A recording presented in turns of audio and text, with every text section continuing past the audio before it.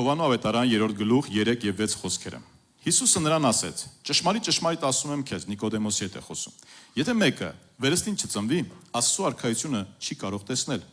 Մարմնից ծնվածը մարմին է, իսկ հոգուց ծնվածը հոգի։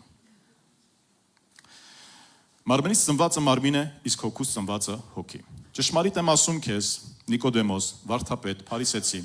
դու որ Աստծո խոսքը գիտես, դու որ ուսուցանել եւ սովորել ես տարիներ շարունակ եւ այսօր ուսուցանում ես, դու որ օրինակ ես տարբեր մարդկանց, ես քեզ ասում եմ, Նիկոդեմոս, եթե մեկը վերստին չծնվի, Աստծո արքայությունը չի կարող տեսնել։ Աստված ունի արքայություն, Աստված ունի կամք, Աստված ունի գործեր, Աստված ունի իր աշխարհը, եւ դա կոչվում է արքայություն։ Աստված եւ իր աշխարհը, դա Աստվածը եւ իր արքայությունն է։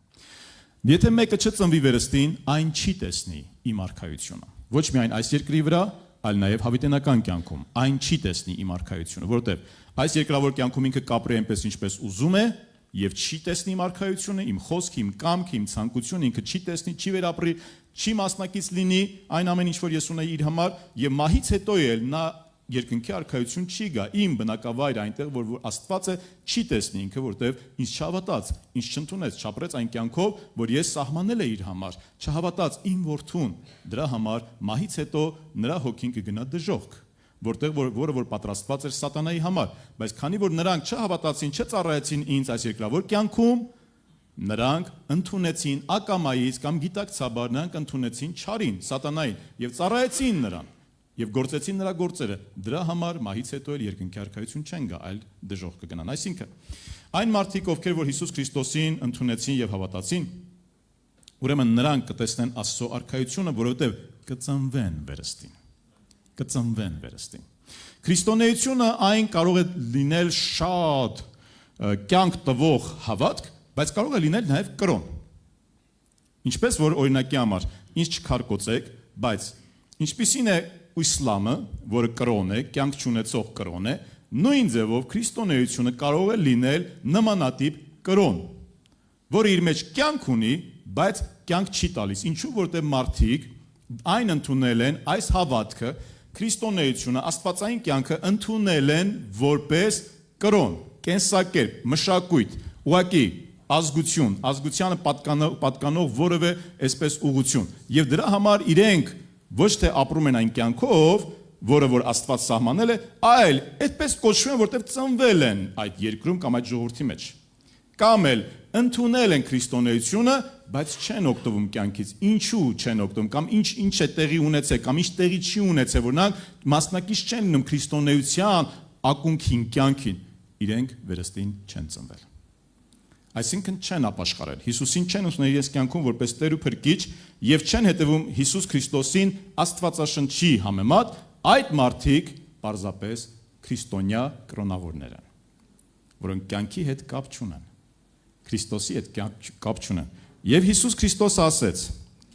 եթե մեկը վերստին չծնվի, Աստծո արքայությունը չի կարող տեսնել։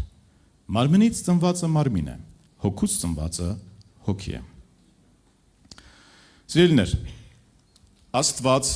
ունի իր արքայությունը, Աստված ունի իր կամքը, Աստված ունի իր գործելակերպը, Աստված ունի իր աշխարհը։ Ով որ ուզում է մասնակից լինել Աստծուն եւ Աստվածայինին, նա պետք է հավատա Հիսուս Քրիստոսին, ընդունի նրան որպես իր անձնական Տերը եւ Փրկիչը, խոստովանի իր մեղքերը, ապաշխարի, այսինքն դարձի գա հին կյանքից։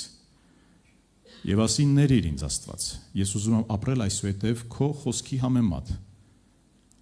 Եվ Աստված այդ մարդուն ծնում է վերստին։ Հոգու մեջ,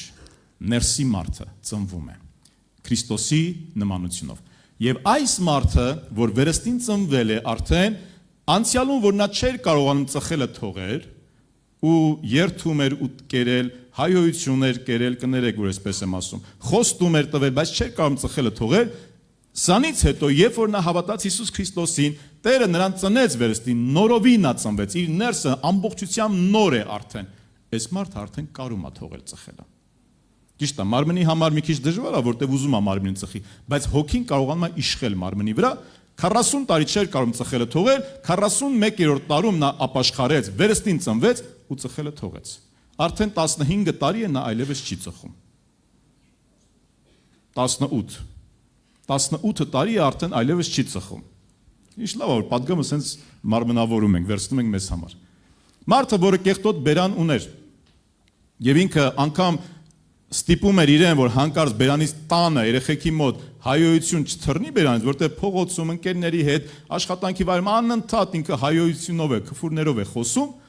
հիմա տանը իրեն ինչ որ չափով ստիպում է, որ հանկարծ երեխեքի մոտ, կանանց մոտ այսպես, հիմա անգամ չի էլ հիշում, որ ինքը ժամանակներ առաջ այսքան կեղտոտ բերան է ունեցել,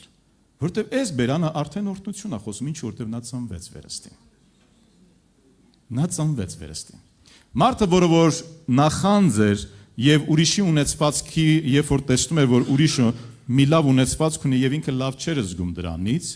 եւ ինքը լավ չզգալով նաեւ չարանում էր դիմացին նկատմամբ, եւ նրա վատներ կամենում կամ նմանատիպ կամ նույնը ինքն էր ցանկանում եւ կամենում, եւ գոնե եթե ինքը ավելի լավը չունենա, գոնե նա վնասվի։ Ինքը տենց հանգիստ կլինի, կամ ավելի լավը պետք է ունենա ինքը, կամ էլ հարևանինը, կամ այն մեկին, որ նախանձում է, ինքը վնասվի։ Եվ այսպիսով սա նախանձ է, նախանձի հատկություն, այսօրվա երկրորդ պատգամից են որոշ բաներ ասում։ Սրանք այս մարդը այլևս մոռացել է, որ ինքը, ասենք ուրախանում է, ասում է, սուրիկ ախպեր, ախպերս ինչ լավ մեքենա է սառը։ Այնքան ուրախ եմ քո համար, ախպերս։ Ես էլ եմ նայում այս մեքենայից ուզում առնեմ, գումարս չի երիկում, բայց այնքան ուրախ եմ, որ դու կարողացել ու սրտանց է այս մարդը ուրախանում։ Մեկ էլ հիշում ասում, արա, բայց առաջ ես ինչ վատ մարդ էի։ Կներեք, էլի որ այս խոսքերը ասում, ես ինչ կռիս մարդ էի ես։ Իմ հարազատները մի լավ բան էին ձեռք բերում, ես վրազ այս մարդը վերստին ծնվել է։ Իր ներսը փոխվել է։ Այս վերստին ծնված մարդը կտեսնի Աստծո արքայությունը։ Սա դեռ սկիզբն է։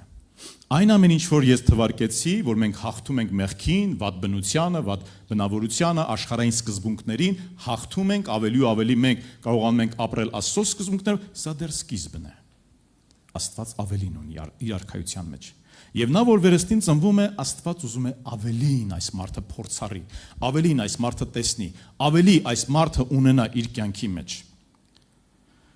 Հավատը հուսացած բաների հաստատումն է ու աներևույթ բաների ապացույցն է։ Եբրայեցիս 11:1-ն։ Երբ որ մարդը հավատում է, եկեք այսպես ասեմ, այսօր ուզում եմ այսպես մի քանի կարևոր բաների մասին խոսել, բայց հիմքը դնել այսպես հավատքի, աղոթքի եւ Սուրբ Հոգով լցվելու վրա։ Հավատալ, աղոթել եւ Սուրբ Հոգով լցվել։ Հավատալ, աղոթել, համար շարունակական աղոթք եւ այդ աղոթքի ընթացքում հանդիպել Աստծուն եւ լցվել Աստծմով, լցվել Սուրբ Հոգով։ Հավատք ունենալ, աղոթք ունենալ եւ այդ ընթացքում լցվել Սուրբ Հոգով։ Եվ այդ մարդը, որը հավատում է, հուսացած բաների հաստատումն է ու աներևույթ բաների ապացույցն է։ Բաներ կան, որոնք աներևույթ են։ Հավատացող մարդու մոտ հաստատվում են դրանք։ Հավատացող մարդը դրանք տեսնում է եւ հավատացող մարդը դրանք ստանում է։ Կարող ենք ամեն ասել այս խոսքին, փառք Տիրոջը։ Նայեք, Աստծո տեսանկյունը ինչպիսին է։ Հիմա քիչ մոտիկանում եմ այն ամենին, ինչ որ ես ուզում եմ ասել։ Եփեսացիների գլխի մեջ Պողոս առաքյալը այսպիսի խոսքեր ասում. Դրա համար ես էլ լսելով Տեր Հիսուսի հանդեպ ձեր ունեցած հավատի եւ բոլոր սրբերի հանդեպ սիրո մասին, ձեզ համար գոհություն հայտնելուց չեմ դադարում, ձեզ իմ աղոթներում հիշելով, որպեսզի մեր Տեր Հիսուս Քրիստոսի Աստվածը, Փառքի Հայրը, Պողոս առաքյալը աղոթում է եփեսացիների համար, որպեսզի ինչի համար է աղոթում, որպեսզի մեր Տեր Հիսուս Քրիստոսի Աստվածը, Փառքի Հայրը իրեն ճանաչելու համար տա ձեզ իմաստության եւ հայտնության հոգին։ Աղոթում եմ, որ իմաստության եւ հայտնության հոգին ունենաք դուք,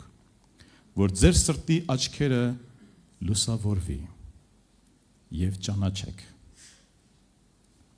Աղոթում եմ, որ իմաստության եւ հայտնության հոգին ունենաք, որ ձեր սրտի աչքերը լուսավորվի եւ ճանաչեք, թե ինչ է նրա կոչման հույսը, ինչքան է սրբերի մեջ նրա փառավոր ժառանգության առատությունը, եւ որքան գերազանց ու մեծ է նրա զորությունը, որով նա զորացնում է մեզ, հավատացյալներից, համաձայն իր զորավոր ուժի ներգործության։ Եփեսացիս առաջին գլուխ 17-ից, ներողություն 15-ից մինչև 19 խոսքերն էր։ Այնքան ճշմարտություններ կան այստեղ գրված։ Պողոս առաքյալը աղոթում է, որ նրանք հայտնության հոգին ունենան, նրանք հասկանան բաներ, որ չեն հասկացել անցյալում։ Աղոթում է, որպեսզի նրանց սիրտը, նրանց աչքերը, նրանց սրտի աչքերը լուսավորվի, այսինքն բացվի, մթության մեջ իրանք տեսնեն բաներ, որոնք չէին տեսնում, բաներ, որոնք աներևույթ է, բաներ, որոնք անտեսանելի է, բաներ, որոնք անհնարին էր մարդմնավոր եւ ֆիզիկական աչքերով տեսնել, Աստծո զորությունը, Աստծո առատությունը, Աստծո գերբնական դրսևորումը։ Աղոթում եմ, եփեսացիներ, որ դուք տեսնեք։ Սիրելիներ, մեր կյանքում եւ Աստծո արքայության մեջ, մեր կյանքում նկատում եմ վերստին ծնված մարդկանց կյանքում, որոնք Աստծո արքայության տիրույթում են։ Աստված շատ բաներ անում է եւ շատ բաներ ուզում է անել եւ ուզում է իր զավակները տեսնեն եւ հասկանան սրանք։ Կարող ենք ասել ամեն այս խոսքերին։ Օրինակի համար։ Ես խնդրում եմ ուշադրությամբ հետևեք ինձ, հետևեք խոսքերին։ Եթե կարող եք գրառումներ արեք ձեզ մոտ, հույսներդ մի դրեք, որ կգնամ տունը նորից կլսեմ, որոշ բաներ, եթե սրտումդ կպտում է, որոշ բաներ գրառումներ արա։ Լեկցիաներ պետք չի գրել, որ հետո հավես չանես կարդալու։ Մի քանի բաներ, որոնք որ քեզ համար կարևոր կլինի քո հեռախոսի մեջ, քո, չգիտեմ, թուղթ ու գրիչ եթե ունես։ Գործ կառաքելոցում, երբ որ եղբայրները Անտիոքի եկեղեցում մի քանի մարգարեներ եւ ուսուցիչներ կային անտեղ, Բարնաբասն ու Շմավոնը, Նիգերը եւ կոչվում էր Նիգեր էր կոչվում, Ղուկյոս, Կյուրենացին եւ այլն։ Եղբայրները նրանք պաշտամունքի ժամանակի ընթացքում աղոթք էին անում եւ հանկարծ Սուրբ Հոգին ասաց. առանձնացրեք ինձ համար Բարնաբասին ու Սողոսին, այն գործի համար, որին ես կանչել եմ նրանց։ Պողոսն ու Բարնաբասը պետք է եկեղեցիներ հիմնեին, տարբեր վայրերում։ Պողոսն ու Բարնաբասը բազում հրաշքներ պետք է անեին Աստծո միջամտությամբ։ Պողոսն ու Բարնաբասը պետք է հազարավոր մարդկանց փրկության պատճառ լինեին։ Պողոսն ու Բարնաբասը նաև պետք է չարչարանք կրեին, բանտարկվեին, ի վերջով նաև սպանվեին։ Պողոսն ու Բարնաբասը Աստծո համար պիտանի եւ կարևոր անոթներ էին։ Բայց ով կարող է իմանալ սրա մասին։ Աստծո արքայության մեջ ծրագիր կար, գրված էր։ Հայտնության գրքի մեջ այսպիսի խոսք ասում է, գրքերը բացվեցին եւ կյանքի գիրքն էլ բացվեց։ Մեկ անգամ կենտրոնի խմբում ես խոսացել եմ այս թեմայով, ինչ է այդ գրքերի մեջ գրվում քո մասին։ Քո կյանքը գրվում է այդ գրքերի մեջ, դու ինչ ես այսօր գրում այդ գրքերի մեջ։ Գրքերը բացվեցին եւ ամեն մեկը վարձատրվեց կամ դատապարտվեց ըստ իր ապրած կյանքի։ Հիմա գրքերում գրված են, եկեք այսպես երևակայության դաշտով նայենք, երևակայության միջոցով նայենք։ Գրքերում գրված էր, որ Պողոսն ու Բարնաբասը ինձ համար պիտանի անոթներ են, որ այսինչ մարդը, այսինչ գյուղը, այսինչ քաղաքը, այսինչ վայրերում եկեղեցիներ են հիմնվելու եւ այս մարդիկ փրկվելու են։ Ով կարող է իմանալ դրա մասին։ Աներևույթ աշխարհում Աստծո արքայության մեջ անտեսանելի, սա տեսանելին է, ֆիզիկական աշխարհն է։ Եվ գոյություն ունի անտեսանելի աշխարհը, որ աստվածային է, Աստծո գերբնական աշխարհն է։ Հիմա այստեղ գիտեք, որ լիքը հրեշտակներ կան։ Հավատում եք, հա? Աստվածաբանորեն ճիշտ եմ ասում։ Աներևույթ հրեշտակներ, էդիկ եղբայրս։ Չեն կարարկում, որ լուսնեկույրը նաև փաստում է, որ հրեշտակները ներկա են, բայց աներևույթ աշխարհ, որ չենք տեսնում։ Այստեղ եւ Տերն էլ այստեղ ներկա է։ Տիրոջ հոգին այստեղ ներկա է։ Մենք իրեն չենք տեսնում, որովհետեւ հոգի է։ Հրեշտակներին չենք տեսնում, որովհետեւ հոգեղեն էակներ են, բայց այստեղ են իրենք։ Հոգևոր աշխարհում լիքը բաներ կան, որ տեղի ունենում, մենք չենք տեսնում։ Երբեմն Աստված թույլ է տալիս, որ վերստին ծնված քրիստոնյաները կարողանան տեսնեն բաներ, որ այս մարմնի համար անտեսանելի է։ Եվ դրանցից մեկը հենց սա էր։ Նրանց սրտի աչքերը լուսավորվեց։ Նրանց միտքը լուսավորվեց, որտեղ Աստված խոսեց. առանձնացրեք ինձ համար։ Առանձնացրեք ինձ համար։ Պողոսին եւ Բարնաբասին։ Ահա թե ինչ է տեղի ունենում, երբ որ մարդը կարողանում է վերստին ծնված լինելով կարողանում է լսել Աստծուն, նա տեսնում է անտեսանելին, նա տեսնում է ապագան, Նա տեսնում է աստվածայինը, նա զգում է այն, ինչ որ մարդիկ չեն զգում, նա իմանում է բաներ, որ այս ֆիզիկական մտքին եւ մարմնին անկարելի է, անհնար է, որ իմանա եւ զգա, նա կարողանում է տեսնել, նա անցնում է իր ֆիզիկական աշխարհից եւ տեսնում է անտեսանելին, ով նա որ վերստին ծնված է։ Ես կասեմ լավ բաներ, հետո կասեմ ոնց ունենանք դա, նենց որ համբերությամբ զինվեք։ Հաջորդը Հայտնության գրքում առաջին գլխում եւ 9-ից 11 համարների մեջ Հովհաննես առաքյալը ասում է. «Գիրակի օրը լցվեցի հոգով կամ հոգու մեջ լինելով եւ իմ հետևից փողի ձայնի պես մի բարձր ձայն լսեցի, որ ասում էր. Ինչ որ տեսնում ես, գրիր»։ Հովհաննեսը տեսավ բաներ, որոնք ֆիզիկական աչքերի եւ մարմնի համար անտեսանելի են։ Նա գրեց ամբողջ հայտնության գիրքը։ Գրեց ամբողջ հայտնության գիրքը, որ մենք կարդում ենք, գլուխ ենք ցավացնում, շատ բաներ չենք հասկանում։ Ասում ենք, այ մարդ, էս ինչ գրեց այս Հովհաննեսը։ Տեր Այսուս ջան, էս ինչ է նշանակում։ Հա, սա նշանակում է 666-ը, հա, 666-ը Հիտլերն էր։ Մեռավ գնաց այդ մարդը, այ մարդ չէ, Հիտլեր, Ստալինը։ Այդ մարդն էլ մահացավ գնաց, այ մարդ չէ։ Ո՞վ է 666-ի այդ ները, ո՞վ է, Հակաքրիստոսը ո՞վ է։ Ու սիրում ենք այսպես։ Չենք հասկանում շատ բաներ, որտեղ Տերը հենց այդպես կամեցավ, այնպես գրվի, որ ինքը թույլ տա։ Ինչպես որ ժամանակները, ինչպես որ ինքը կամենա, ինքը թույլ տա, որ մենք հասկանանք։ Բայց Հովհաննես աշակերտը, առաքյալը, նա տեսավ, նա լսեց, հոգու մեջ լինելով, նա լսեց եւ տեսավ եւ գրեց։ Ես ու դու շատ բաներ կտեսնենք, որոնք այս աշխարհի համար եւ մարմնավոր աչքերի համար եւ ականջների համար անհասանելի են։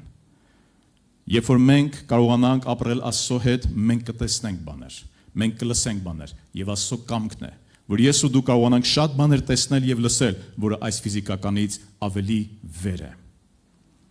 Որտեւ հոգեվոր աշխարհի մեջ Աստված լիքը բաներ ունի, որոնք ուզում է իր վերստին ծնված զավակները իմանան, հասկանան, փորձառեն, ապրեն այդ կյանքը։ Ամեն։ Այնքան շնորհակալ եմ, որ համբերությամբ հետևում եք ինձ, ապրեք։ Եղիսե մարգարեն։ Երբ որ թշնամու բանակը եկավ նրա մոտ, որպեսզի նրան ձերբակալի, վնասի, որտեղ ինչ որ տեղի ունենում բանակի մեջ, Եղիսեն իմանում էր եւ իմաց էր անում Իսրայելի թագավորին։ Շրջապատեցին, առավոտյան վեր կացան ծառան, Եղիսեի ծառան, շփոթվեց, վախեցավ, ասեց. «Տեր, ինչքան շատ են նրանք, մեր վերջը եկել է, սա ես ավելացրեցի»։ Եվ Եղիսեն աղոթեց, ասելով. «Ով Տեր, բացիր սրա աչքերը, որ տեսնի»։ Եվ Տերը բացեց ծառայի աչքերը, եւ նա տեսավ, որ Եղիսեի շուրջը սարը լիքն էր հրեղեն ձյերով ու կառքերով։ Ծառան այս ամենը չէր տեսնում։ Եղիսեն գիտեր, վստահ էր եւ միգուցե նաեւ տեսնում էր։ Եվ Տիրոջ խնդրեց, որ բացի նրա աչքերը, բացվեց նրա աչքերը եւ տեսավ ծառան։ Հիմա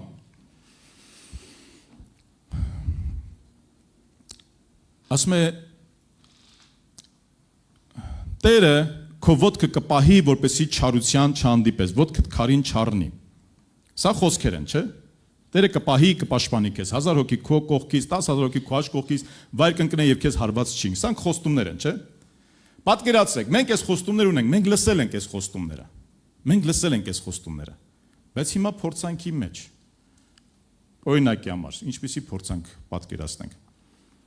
Մեքենայի մեջ ենք արագությունը հավաքում ու արգելակը փչացել է։ Տորմուզ չես կարող տաս։ Ու մեքենան գնում է, տենց ֆիլմեր տեսել ենք, չէ՞։ Որը մեկ այդպիսի միջադեպ ունեցել է իր կյանքում կամ եղել է։ Սերգեյ ախպեր, փաստորեն, ֆիլմերում չի միայն։ Ու այս խոսքը հիշում ես։ Տիկո ախպերս էլ խնդաց, հաստատ մի քանի անգամ ինքն էլ ավնեցես։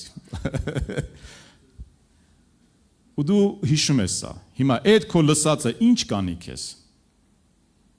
Ուղղակի հավատ կարող է տալ, բայց պատկերացրու, հանկարծ այս պատկերի նման, Եղիսեի նման, Սարայի նման աչքերդ բացվում է եւ տեսնում ես։ Հրեշտակը կանգնած է ճանապարհին, ձեռքը այսպես պարզած եւ ասում է. կանգնիր։ Եվ դու գնում հասնում ես Տիգրան ախպեր, հա, գնում հասնում ես արգելակը, տորմուզը չպահելով, գնում հասնում ես մինչև մեքենայի, միգուցե արդեն աշկետ փակում ես, պինդ բռնում ես, որ հեսա հարվածելու ես ու կանգ առնում մեքենան։ Ինչու, որտեղ աներևույթ աշխարհում ինչ որ բան տեղի ունենում, որ ֆիզիկական աշխարհը, ֆիզիկական աչքերը չեն տեսնում։ Կարանք այսպիսի հավատք ունենանք մենք։ Կարանք խնդրենք Աստծուն ոչ թե սենց այսպիսի հետարքիր բաները տեսնենք, այլ տեսնենք այն, ինչ որ Աստված ուզում է, որ մենք տեսնենք։ Տեր ցույց տուր ինձ բաներ, որ դու ուզում ես ես տեսնեմ հոգևոր աշխարհում, որը ֆիզիկականին անհասանելի է։ Տեր խոսիր ինձ հետ բաներ, որոնք իմ ականջները ծանրացած եւ իմ միտքը ծանրացած նելով, իմ զգացմունքները ծանրացած նելով չեմ կարողանում լսել, չեմ կարողանում զգալ, չեմ կարողանում տեսնել։ Խոսիր ինձ հետ գերբնականից, այնտեղից, այն աշխարհից, որը իմն է, որտեղ ես վերստին ծնված եմ, ես վերից ծնված եմ, ես հոգուց ծնված եմ։ Հոգու բաներ խոսա ինձ հետ, Տեր։ Հոգու բաներ ցույց տուր ինձ, Տեր։ Երկնային բաներ ինձ ցույց տուր, որտեղ ես քեզանից եմ ծնված։ Աշխարհիկ մարդիկ չեն հասկանա, ավելին կասեն այս մարդը խելքը գցել է։ Բայց դու Տեր հոգու բաներ խոսար ինձ հետ։ Ցույց տուր հոգու բաներ, աստվածային բաներ խոսա ինձ հետ։ Հայտնիր ինձ։ Եվ Աստված ուզում է, որպեսզի հոգու բաները եւ երկնային բաները մարդու համար ավելի ու ավելի հասանելի լինեն։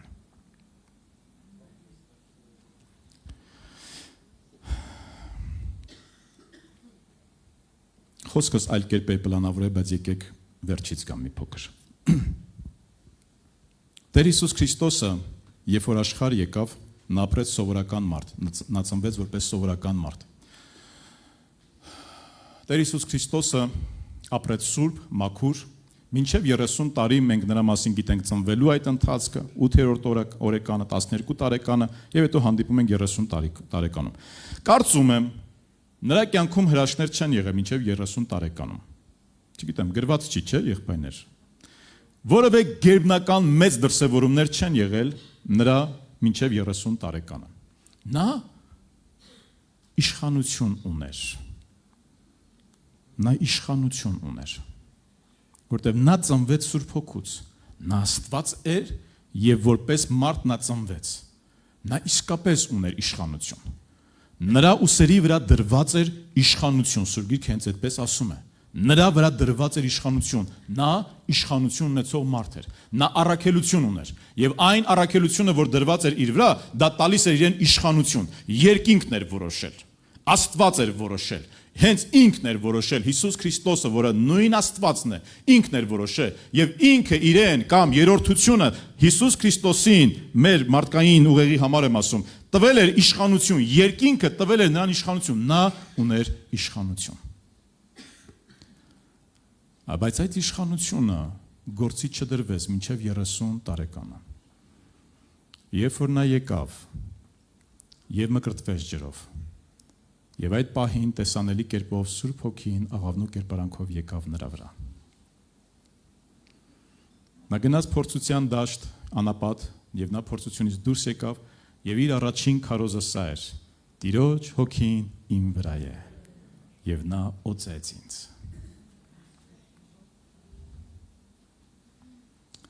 Յուրաքանչյուր վերստին ծնված քրիստոնյա իշխանություն ունի Աստծո որդի կոչվելու։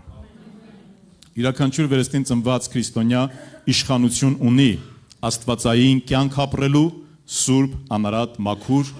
արդար եւ աստվածային գործեր գործելու։ Կասեք ամեն այս խոսքին։ Ես ու դու ունենք իշխանություն։ Ես ու դու ունենք իշխանություն։ Ես ու դու ունենք իշխանություն։ Համաձայն ես, հա։ Հիսուս Քրիստոսը համբարձվելուց առաջ ասեց. երկնքում եւ երկրի վրա, այսինքն ամբողջ տեզերքում եւ առհասարակ տեզերքից էլ դուրս, առհասարակ եթե ընդհանրապես որևէ տեղ, չգիտեմ, տեզերք ասենք, չեմ ամիջ ասենք, առհասարակ որ գոյություն ունեցող որևէ վայրում կա իշխանություն, բոլորը ինձ է տրված։ Բոլորը ինձ է տրված։ Ուրեմն, ասում եմ ձեզ, գնացեք։ Բայց դրանից հետո ասեց, բայց սպասեք։ Մինչև վերից զորություն կառնեք։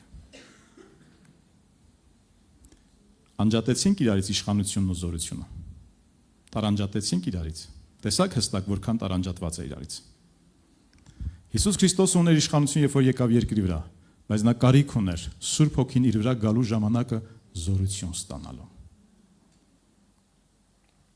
Եվ նույն աշակերտներին ասեց. Իշխանությունը ինձ տրված է, նույն իշխանությունը Սուրբ գրքում բազում տեղերում կա, Ղուկաս, Մարկոս ավետարանում իշխանություն եմ տալիս ձեզ։ Իշխանություն եմ տալիս ձեզ։ Իշխանություն տալուց հետո ասեց. սպասեք, դուք զորություն ստանալու կարիք ունեք։ Հիմա հասկանում ենք, թե ինչու շատ դեպքերում, երբ որ մենք դիվահարին հրամայում ենք կամ դևին հրամայում ենք, որպեսզի մարդուն ազատ թողի եւ ազատ չի թողնում, ասում ենք գրված է։ Հովիկ ախպեր, գրված է, մենք իշխանություն ունենք, Քրիստոսի տված իշխանությունով հրամայում եմ։ Պակասում է զորությունը։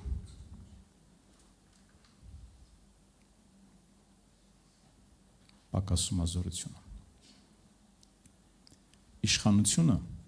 իրավական հաստատություն է, որ դու ունես դա, թույլտվություն ունես, տրված է քեզ դա, դու իշխան ես, դու ունես դա, բայց զորության կարիք ունես։ Դու զորության կարիք ունես, ինչպես որ Հիսուս Քրիստոսը ուներ այդ զորության կարիքը, այնպես նաև յուրաքանչյուր մարդ։ Ահա ես ձեզ իշխանություն եմ տալիս օձերի եւ կարիճների վրա, ոտնահարելու եւ թշնամու բոլոր զորության վրա եւ ոչինչ չի վնասի ձեզ։ Ղուկաս 10:19, երբ որ Հիսուս ուղարկեց նրանց, իշխանություն տվեց իրենց։ Հովհաննես 1:2 իշխանություն ունեց, ով որ հավատաց, իշխանություն ունեցավ Աստծո որդին լինելու։ Կանչեց 12 աշակերտներին եւ իշխանություն տվեց նրանց ոչ մաքուր ոգիների վրա, եւ որպեսի ազատագրեն եւ հանեն դևերը, դիվահարներին ազատեն, բժշկեն բոլոր հիվանդներին եւ այլն։ Իշխանություն։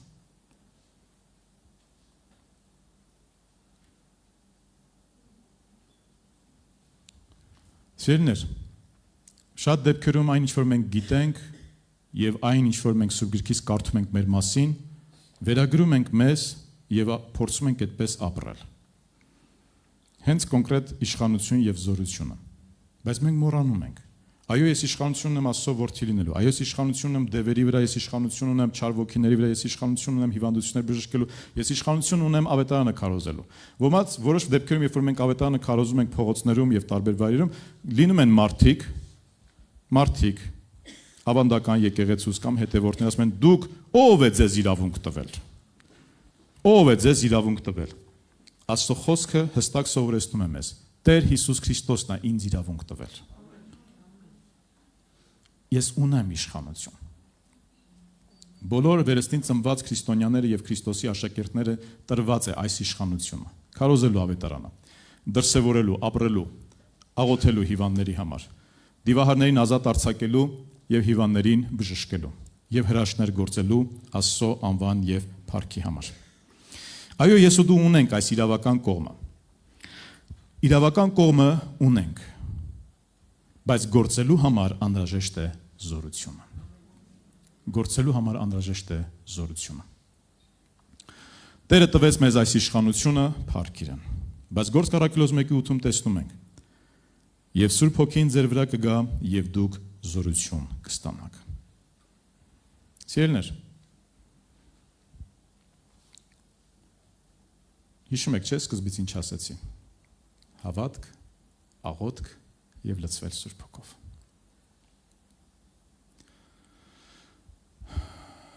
Սա քո աղբերը զորություն ունի։ Իշխանություն ունի, նաեւ զորություն ունի։ Որտեւ իրան տրված է որևէ պարգև։ Ինքը ավետարանը քարոզում է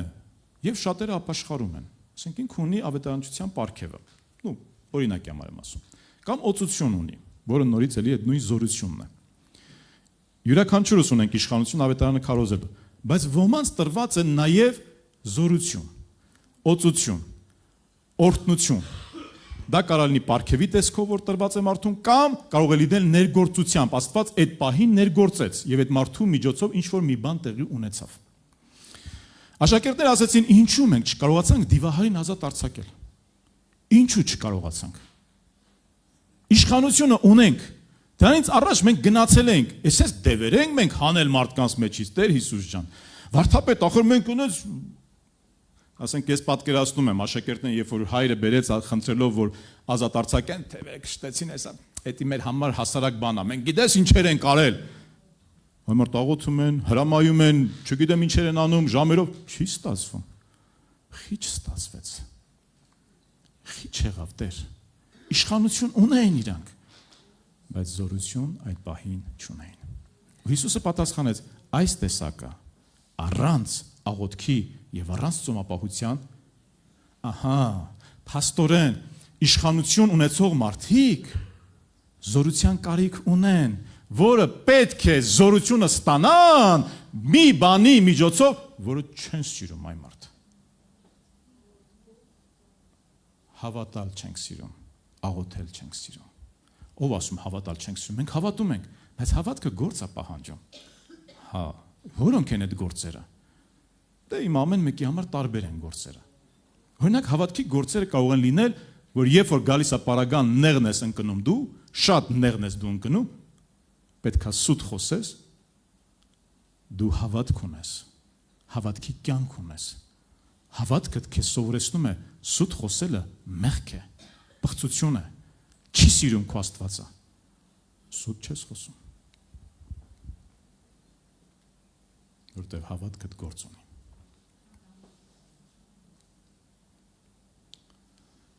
Երբ որ գալիս է պահը, որ դու այդ մարդուն կներեք, այսպես եմ ասում, կուզենայի ոտի տակ գցեիր այդ մարդուն ու ամբողջ բարկությունը դատարկեիր այդ մարդու վրա, բայց հանկարծ միտքդ գալիս Աստծո խոսքը ներիր եւ օրհնիր։ Դա քիչ է, բարիք արա։ Հավատքի կյանքը սա է ասում, հավատքի գործը սա է ասում, դու որը կանես։ Հավատքի գործը ասում է, հավատացողին ամեն բան կտրվի։ Տեր Հիսուս Քրիստոսը ինքնօրինակ ծառայեց իր աղոթքի կյանքով, որ ամբողջ գիշեր կամ առավոտյան վաղ արթնանում էր եւ Աստծո երեսն էր փնտրում եւ աղոթքի մեջ էր անցկացնում։ Եթե հավատում ես, հավատքիդ գործը աղոթքի կյանքն է նաեւ։ Հիմա Աստված ասում է. աղոթիր։ Առավոտյան վաղ արթնացիր, աղոթիր կամ ժամանակ անցկացրու ինձ հետ։ Աղոթքիդ մեջ ժամանակ անցկացրու, հավատքի գործերը։ Հավատքի գործերը։ Տեր,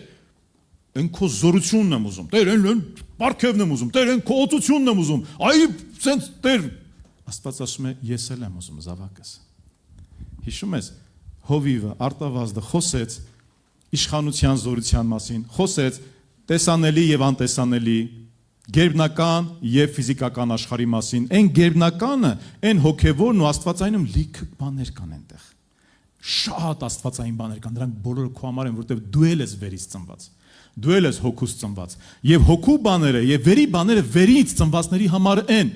Վերստին ծնվածների համար են, քո համար են այդ բոլորը։ Քո համար են այդ բոլորը։ Եվ ավելին կա, չես կարող սպառել 100 կյանք էլ ապրես, չես սպառի։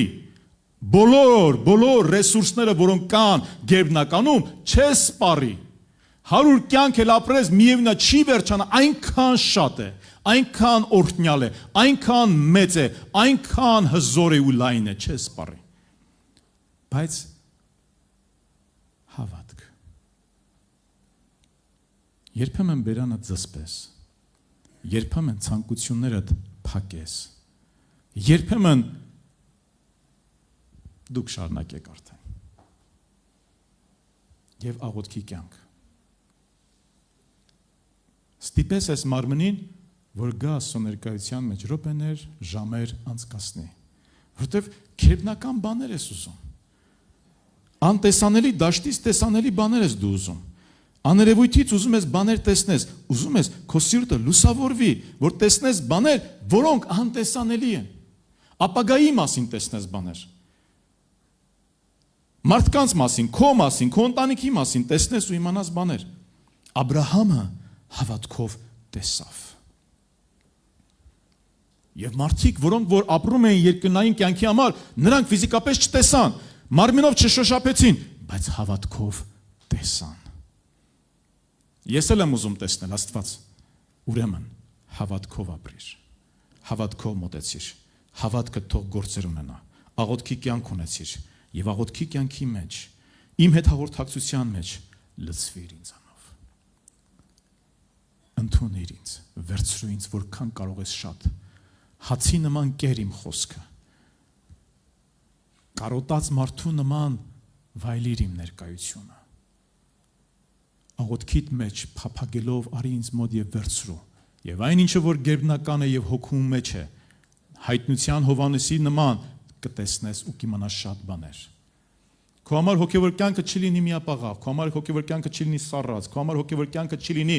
պարզապես տեսանելի բաները, լավ երգեցին, վատ երգեցին, երաժշտությունը այսօր մի քիչ լավ էր, բայց ձայները այդքան լավ չէր, դալիճում շոկ էր եւ այլն։ Բոլորը կլինեն, մարմինը էլի կնեղվի, բայց հոգին ավելին կլինի։ Կանցնի ժամանակը։ Կանցնեն ժամանակներ ու եթե դու շարունակես հոգու մեջ մնալ, քո հավատքը չի սառի։ Էֆորիան, զգացմունքները կանցնեն։ Եվ կանցնի դրա հետ միևնույն ժամանակ մեր հոգևորությունը, մեր սրբությունը, որտեղ պահը չի եկել, սուրբ եմ այնքան, մինչև որ չեմ փորձվում։ Բայց երբ որ դու հոգու մեջ ես, քո սրբությունը չի անցնի։ Հոգու զորությունը չի անցնի, որտեղ դու ոչ թե զգացմունքային, մակերեսային ես, այլ դու իսկապես հավատքի, աղոթքի եւ լեցուն կյանք ունես։ Էլ չես նեղանա ոչ մեկից։ Որտեվ դու անտեսաներին ես տեսնում։ Երկինքն ես տեսնում, ումից նեղանաս, ինչից նեղանաս, խի նեղանաս, ախր քո համար հոգին, հոգու աշխարհը, երկնային աշխարհը բացվել է, դու բաներ ես տեսնում, բաներ գիտես, բաները հայտնի քեզ, որ այս աշխարհում հայտնի չի, մարդու հետևից ընկնեմ, այսօր գումարս պակաս է, դրա համար ես տրտեմ, ամբողջ լիությունը, փառքը, հարստությունը պատկանում է իմաստություն։ Յուրաքանչյուր պահին ինքը կարող է իմաստություն տալ։ Ագրավին հրամայի, որ ինձ կերակուր բերեն։ Ինչի մասին է խոսքը։ Որը մեկի սրտում դնի, որպեսի մեզ համար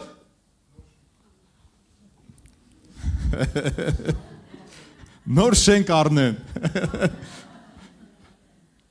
Բայց հələ որ Աստված մեր սրտի հետ աշխատում, զգում եք ժողովուրդ ջան։ Մեր սրտում է հələ որ Աստված դնում։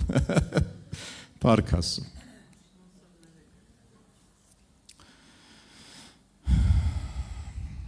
Այս կյանքում ոչինչ պատահական չի լինում։ Դու կարող են լինել ինչ-որ բաներ, որ Աստծո կամքով չեն եւ բայց շատ բաներ Աստված ուզում է մեր կյանքում լինեն եւ երբ որ մենք ապրում ենք հոգու այս տիրույթում, գերբնականի տիրույթում ենք ապրում, վերստին ծնված մարդու կյանքի այս տիրույթում ենք ապրում, բաներ են պատահում մեր կյանքում, որոնք հրաշքներ կարող են լինել։ Գիտեք, Աստված 1 տարի շարունակ ոնց է խոսել ինձ հետ։ 1 տարի շարունակ։ Գիտեք ոնց է խոսել ինձ հետ։ Ես Աստծո առաջ որոշ բաներ դրեցի, դեր ջան կներես, բայց փաստորեն ստացվեց, Աստված երբեմն սիրում է, չպարտադրեցի, այսպես հանդուգն չեղա Աստծո նկատմամբ, բայց լուրջ հարցեր ունեի Աստծո համար, որտեվ հոգին ինձ բաներ էր հայտնել։ Գիտեմ, մա բոլորիդ հետ տարկրությունը այդ ինչ է հայտնել, չեմ ասելու։ Չեմ ասելու, դա խիստ անձնական են, մարգարեական բաներ են, կան բաներ, որոնք կատարվել են արդեն։ Բայց ես կասկածում եմ եւ վստահ չէի, որտեվ այնպիսի բաներ են, որոնք իմ մեջ իսկապես կասկածն են, եւ դա բաներ են, որոնք չես կարող ուղղակի ընդունել եւ համաձայնվել եւ բայց Տերը հայտնում է քեզ։ Տերը խոսում է քեզ հետ։ Եվ ես ասի Տեր, ես շատ բարձ հիշում եմ, ասի Տեր, մի քանի անգամ ես աղոթք արել, հիշում եմ վերջին անգամ, որ ես աղոթքը արեցի, Հարավային Կորեայում էի, Հայաստանում չէի, մեր եկեղեցում չէի։ Եվ ասի Տեր, 3 բան ես դնում եմ քո առջև։ Այո, մի քանի անգամներ ես ինչ որ ձևով համոզվել եմ, բայց հիմա ես ուզում այնպես խոսած, դրանք դժվար բաներ են ինձ համար, իմ կյանքի համար, առհասարակ ընդունելու համար, որովհետև կան բաներ իմ անելիքը չէ եւ ես բացարձակ անելիք չունեմ, պարզապես Աստված հայտնել է ինձ իմ կյանքի համար, հայտնել է ինձ, նաեւ ոչ միայն իմ կյանքի համար, ինչ որ բաներ Աստված եւ ես կարիք ունեմ համոզվելու, որպեսզի կարողանամ աղոթել, պատրաստվել եւ միևնույն ժամանակ հայտնել մարդկանց, նաեւ կան բաներ, որ պետք է հայտնեմ մարդկանց։ Ասի Տեր, ես խնդրում եմ խոսիր ինձ հետ։ Դրանից առաջ էլ Աստված արդեն սկսել էր խոսել ինձ հետ։ Եվ Աստված ամիսներ եւ 1 տարի շարունակ սկսեց խոսել ինձ հետ։ Հենց նույն պահին, պաշտամունքի փառաբանության սկզբից ես Աստծո առաջ դրեցի 3 բաներ, մինչեւ որ այդ հավաքույթը կավարտվեր 3 բաների մասին Աստված այնքան պարզ խոսեց, որ ես ուղղակի ծնկներից վրա եկա լացելով ասում եմ Տեր, Իսկ ով ես դու։ Մեկը խոսեց պատգամի միջոցով, մյուսը խոսեց մեկ ուրիշի պատմության միջոցով, պատմություն պատմեց, որ 100-ից 100 ամբողջության պատմությունը բռնում էր իմ հարցրածի հետ։ Մյուսը խոսեց ու շարունակեց Աստված նույն կերպով խոսել 1 տարի շարունակ։ Խոսեց իմ բերանով, իմ գրվածքով։ Եվ տարիներ շարունակ Աստված, տարիներ չէ, այդ 1 տարի շարունակ Աստված ինձ հետ խոսեց, ամիսներ եւ տարի շարունակ Աստված ինձ հետ խոսեց դրանից առաջ եւ դրանից հետո Աստված ինձ հետ խոսում էր իմ գրվածքներով։ Գիտեք ինչպես։ Ես մոտավորապես 180 հույսի ուղերձ եմ գրել, որոնք YouTube-ում տեղադրված են։ Եվ այդ որևէ մեկը, որ այդ YouTube-յան իմ հույսի ուղերձի տակ որևէ մեկը կոմենտ է գրում, մեկնաբանություն է գրում, իմ էկրանին հայտնվում է։ Հայտնվում է ոչ թե կոմենտ, այլ հայտնվում է իմ գրվածի վերնագիրը։ Աշխարհում ասում են թարսի նման էլ ընենց վերնագրեր եմ գրել ես, որ sense հարցին միանգամից պատասխանում է 100-ից 100։ Եվ Աստված միգուցե գիտեր, որ շատ դեպքերում այն ժամանակ միգուցե ես այդքան տեսիքների, մարգարեությունների համ այդքան բաց չէի։ Եվ Աստված ինձ այնպես խոսում էր, այնպես էր խոսում ինձ հետ, որը ես չէի կարող առարկեի։ Աստծուն հարց էի տալի, իմ բառերով հարց էի տալի Աստծուն, աղոթքս չվերջացած արդեն կամ վերջացած հեռախոսս վերցնում էի, տեսնում եմ դե գրված է պատասխան արդեն։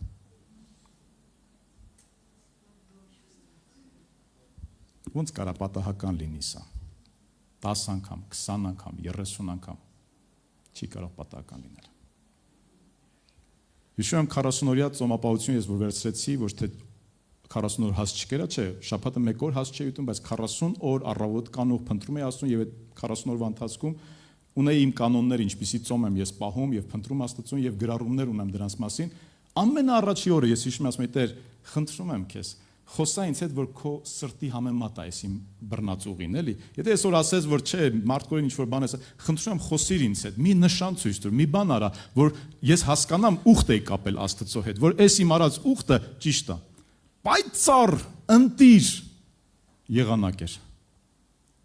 Ամպերը սևացան, ըննես մի հատ անձրև բռնեց ու այդ օրը այնպիսի պայծառ մի հատ ծիածան դուրս եկավ ու Աստված ինձ հիշացրեց։ Ես ուխտ կապեցի ներողություն Նոյի հետ։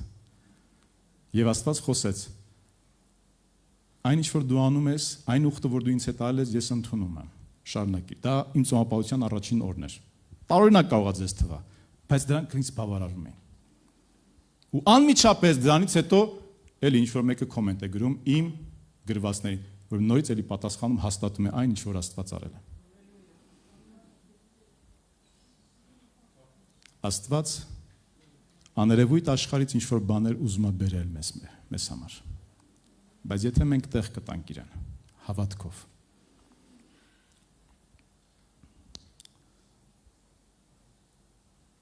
Շատ հեշտ է գնալ եւ օծյալ մարդու կողքին լինել եւ ասել, որ քո բարիքներից ուզում եմ օգտվել ես։ Օրինակ հայ եղբոր կողքին լինենք, ասենք, բայց Աստված քեզ է կանչել նաեւ, որ դու քո պատմությունը կերտես։ Որտեղ Աստված քեզ համար ունի հատուկ ծրագիր։ Եվ դու էլ ունես իշխանություն Միգուցե պակասում է մի քիչ զորությունը, բայց այդ զորությունը շտկելի է, կարող ենք շտկել։ Ինչպես որ Հիսուս Քրիստոս ուներ իշխանություն, բայց մինչև նա այդ իշխանությունը զորությամբ չգործադրեց, մինչև Սուրբ Հոգին եկավ եւ ինքը այդ իշխանությունն ու զորությունը պահպանեց ամեն օր Աստծո հետ հաղորդակցվելով, հավատքի կյանք ապրելով, տեղ տալով, եկեք մեր տերմինոլոգիայով ասենք, Սուրբ Հոգով լցվելով Ամեն օր համագործակցելով Սուրբ Հոգու հետ, երկնքի Աստծո հետ, ամեն օր հավատքի կյանքը ապրելով եւ դրսևորելով։ Այն ինչ որ տեղի ունենում մեր կյանքում, եթե մենք փնտրում ենք Աստծուն, եւ եթե մենք մաքուր ենք սրտով, եւ եթե մեր կյանքը Աստծո առաջ ուղիղ է, Աստված այնտեղից, գերբնականից շատ բաներ կբերի ֆիզիկական աշխարհ։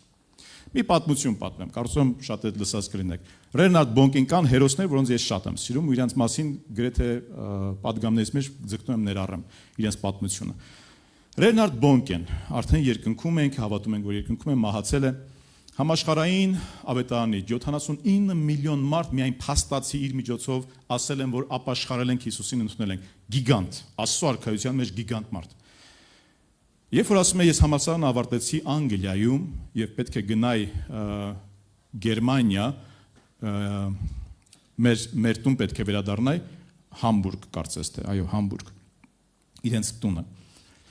Գնացքս փոխելու առավոտյան հասա Լոնդոն եւ երեկոյան ուշ միայն գիշերը իմ գնացքն էր, հաջորդ գնացքն էր, որ պետք է նստեի եւ գնայի Գերմանիա, Համբուրգ։ Եվ ասում ամբողջ օրը Լոնդոնում պետք է լինեի եւ մտածեցի ինչ կարելի է անել, գումար չունեմ շրջագայության, մի քիչ գումար ունեի, լսել եմ որ ամբողջ օրյա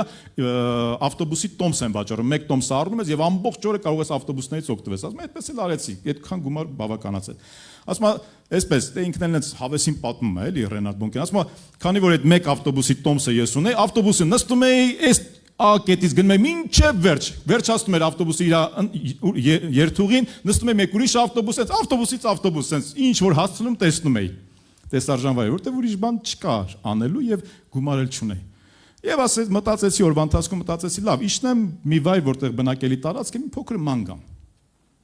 Ասում եմ, եւ իջա մի փոքր ման եմ գալիս եւ հանկարծ մի բնակարաններից մեկի վրա տեսա գրված Ջորջ Ջեֆրիս։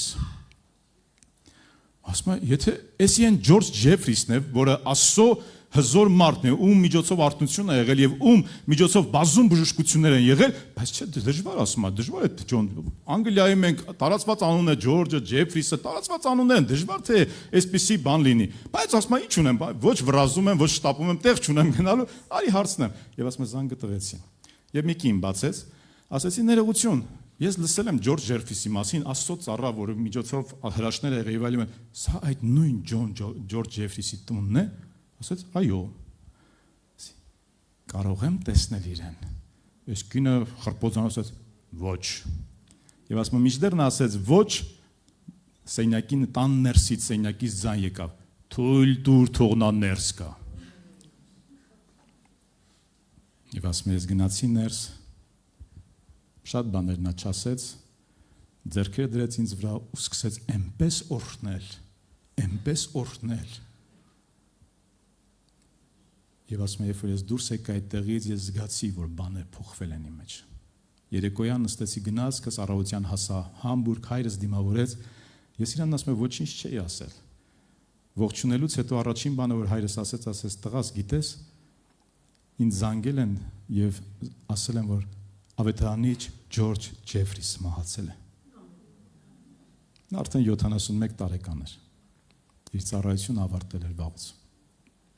Կարա պատահական լինի sense բաները։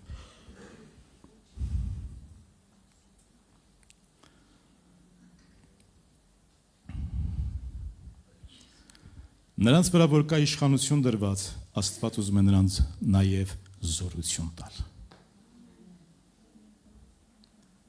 Ոմանք զորության իմիտացիա կանեն։ Զորությունը կկեղծեն։ Մենք էլ ենք երբեմն անում դա։ Ոնց ենք անում։ Միգուցե բարձր աղոթելով, ցածր աղոթելով, լացելով, ծիծաղելով, չգիտեմ։ Երբեմն ուզում ենք, այդ զորությունը ուզում ենք, ինքը ցանկալի բան է։ Երբեմն այսպես փորձում ենք, ակամայից, չեմ կարծում մտածված։ Բայց երբ որ այդ իրական իշխանությունը զորությամբ գործի է դրվում, էլ դու չես թելադրողում։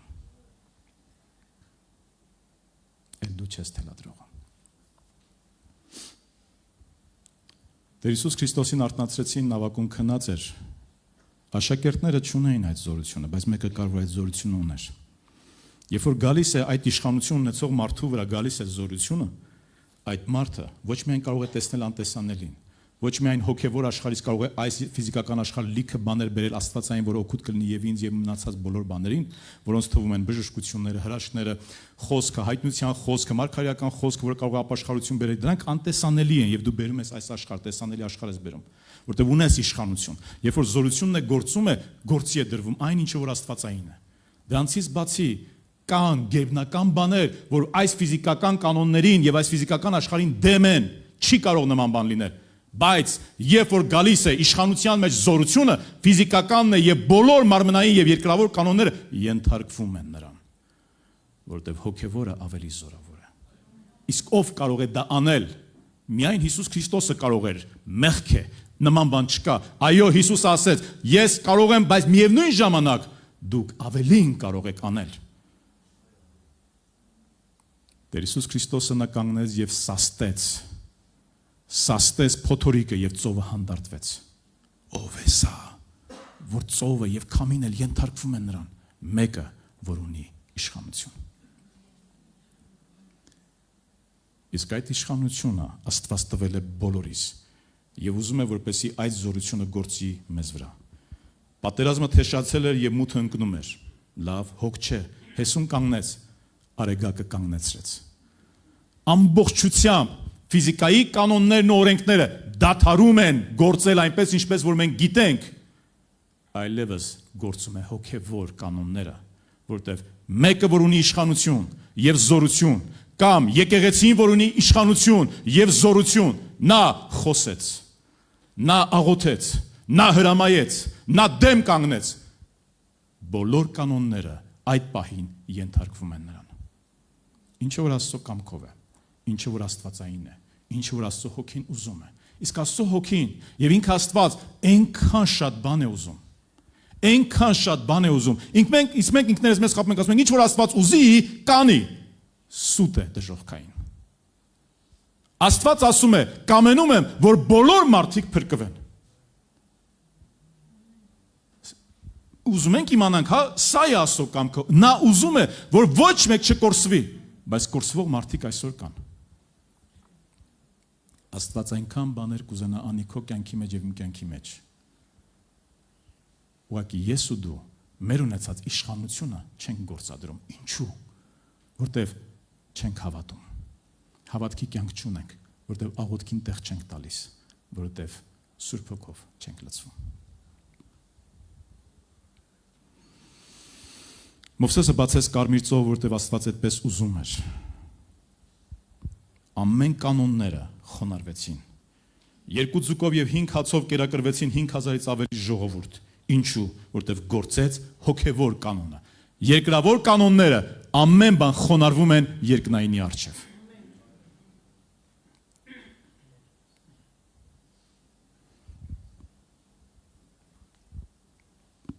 Մեր ամբողջ կյանքը գերբնական է։ Ոնց կարող է մեկը արդարը Աստծո որդին գալ, իր կյանքը դնել եւ ով որ հավատա, փրկվի։ Սա էլ անբացատրելի է, բայց գործում է։